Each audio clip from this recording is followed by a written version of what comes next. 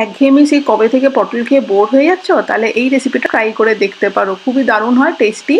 তাই অবশ্যই রেসিপিটা দেখে নিও। 1 মিনিটেই আমি রেসিপিটা তোমাদেরকে বলে দিচ্ছি। সবার প্রথমে সর্ষের তেল গরম করে সামান্য একটু নুন হলুদ দিয়ে এখানে ডুমো ডুমো করে কেটে রাখা আলু আর পটল দিয়ে দিতে হবে। আলু পটলটাকে লালচে করে মিনিট 5-এর জন্য একটু ভেজে নিতে হবে। তারপরে তেল তুলে যেটুকু তেল আছে সেই তেলের মধ্যে সামান্য একটুখানি ঘি দিয়ে দেবে, তারপরে দিয়ে দেবে একটু হিং, একটু জিরে, তেজপাতা আর একটু পেঁয়াজ কুচি। সবকিছু ভালো করে ভেজে নিয়ে দিয়ে দেবে আদা রসুন টমেটো কাঁচা লঙ্কার পেস্ট।